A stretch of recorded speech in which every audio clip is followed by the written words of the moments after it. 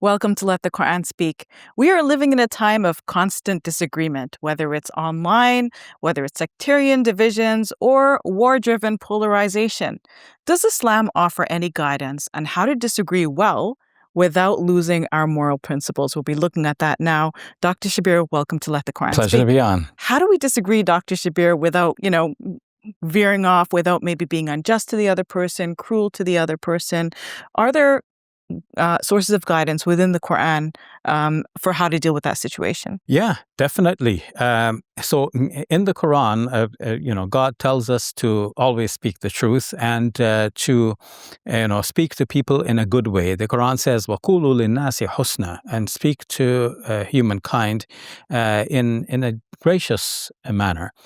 When it comes to debate, the Quran says, وَلَا تُجَادِلُوا أَهْلَ الْكِتَابِ إِلَّا بِالَّتِي هِيَ أَحْسَنُ. Do not dispute with the people of the book except with that which is most gracious.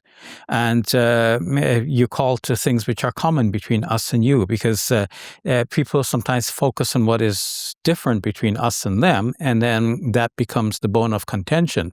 But if we start with what we have in common, then you can make some progress forward. We can say, okay, we already agree on so much, just let's try to agree and disagree and disagree. Let's agree to disagree on the rest, right? Let's live and so on. The idea of speaking graciously, of being fair in your argumentation and so on, all of this is enshrined in the principles of the Quran. And interestingly, there is a hadith that describes a munafiq, or a hypocrite, which should be like the opposite of what a good Muslim aspires to be.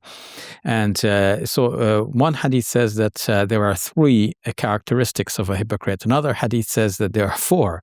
And the 4th characteristic is mentioned, وَإِذَا خَاصَمَ fajar, when the person enters into disputes, the person is wicked, like doesn't argue in a civil or in a discourse style.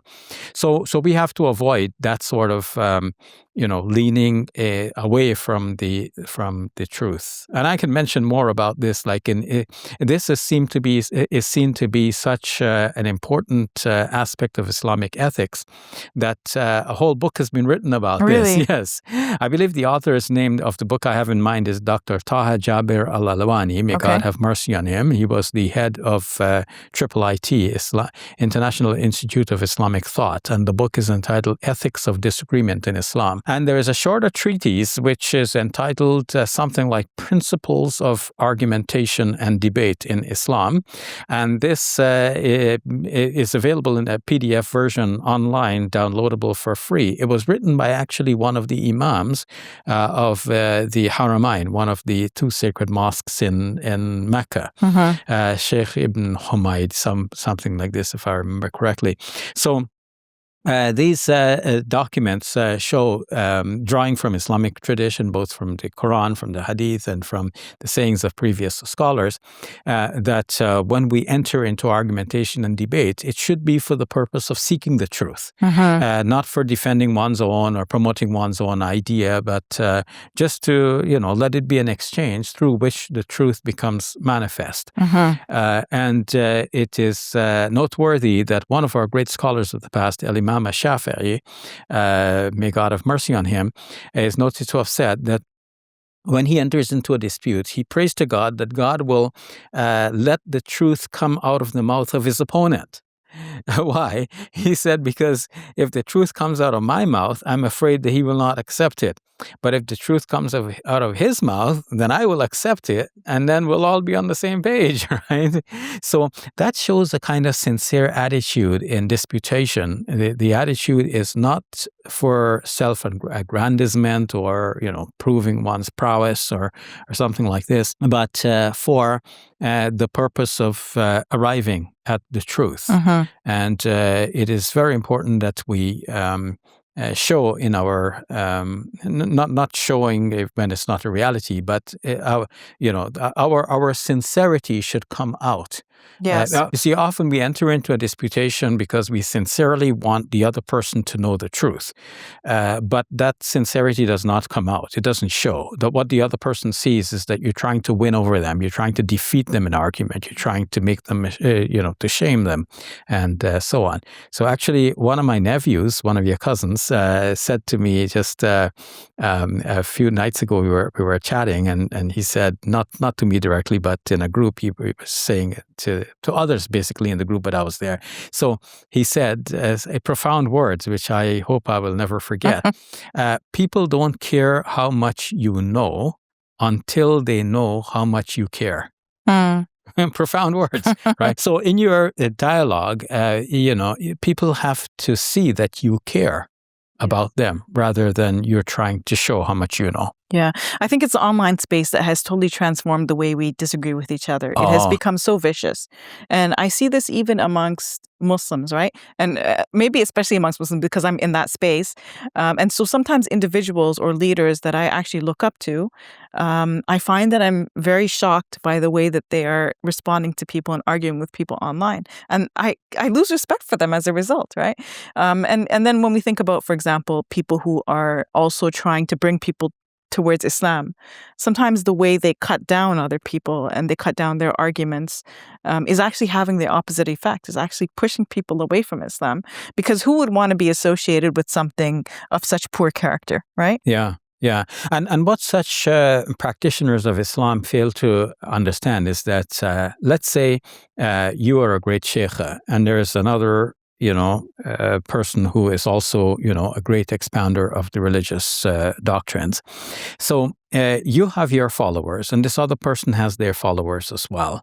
Now, if you cut down the other person, then what may happen is that the followers of that person may lose faith in that person, and they do not necessarily come to you. They may just fall into despair. Like, I followed this person and this person is now shown to be, not worth it. So, like, how do I know who to follow? And then they don't come to you and they drop that other person. So even though the other person may have had some mistakes in your judgment, well, you have to approach that person in a humble way and try to, convince that person at the level of scholarship, not, dragging the whole thing through the mud, because it does not end up good that way. Mm-hmm. And in my own experience, I found, there are people who surprisingly have critiqued me on the web, so that's fine. But I'm wondering, like, why on the web? Like, if people know where to find me. I have a website with my name on it. There is this show. People know how to find us, but they will find that we said something on the show, and then they would produce a YouTube video about it, critiquing what they heard on the show, whereas they could easily have reached us through the show's channel or our website, QuranSpeaks.com, and so on. I think sometimes it's performative. It's like, okay, they're doing it for an audience, right? Because that's how online it is, right? You want to attract an audience. So if they mention your name and other people know you, that those people will be attracted to what they say or interested in what they say, right? So it's pretty sad that happens, unfortunately. In Arabic there is a saying, it goes like this: "Khalif tu'raf." It's just two words, okay. But it means in Arabic, if you oppose Khalif. Tu'raf, yeah. So if you oppose other people, then you will become known. Mm-hmm. So, yes, that's exactly it. Yeah, but of course we want to be known by God. Want to be in God's good books, not in for popularity or fame in this world. Let us do things sincerely for the sake of God. And sometimes we don't need to respond. We don't need to. We can just listen to people's arguments without having to immediately type something or say something back. Right? Yes. Yeah, sometimes you need to absorb and you need to, ask yourself, okay, if what that person is true, if what that person is saying is true, what else would have to be true for that thing to be true? Yes. So you start a process of analysis, and that helps your own thinking, right? Yes. You don't necessarily agree with the person, but it can be a stimulus for your own thought. And even if the person is wrong, you can just say, okay, I'm not going to engage because there's no point in engaging, or there's no good that will come out of this engagement. So I'm just going to stay silent. Yeah, and then you can do what it takes to set the score right. You can expound the correct teachings without necessarily referring back to what that person said, so that people see positivity, and then they can choose among the positive avenues which one they want to follow. All right, we'll leave it at that. Thank you, Dr. Shabir. You're welcome. Assalamu alaikum. Welcome to Muslim Media Hub, the new home of Let the Quran Speak. Here we spread positivity and good. We help people experience the beauty of Islam and help them appreciate and understand Muslims. This beautiful building we purchased at cost $2.3 million. Yeah, we've already raised a third of that money, and with your help, inshallah, we can pay off the rest. So we're looking for people who can give $1,000 each. If you can be part of the select group, that's amazing. Otherwise, just please give whatever you can. Every dollar counts. It's our collective responsibility to share the message of Islam with our fellow human beings. Please help us continue this good work. It's a sadaqah jariyah, something that will continue to be a benefit to the Muslim community long after Safiyyah and I are gone. Please support our work at muslimmediahub.com. Your support is zakat eligible and tax deductible. May Allah bless you and your loved ones today and always. Assalamu alaikum. Assalamu alaikum.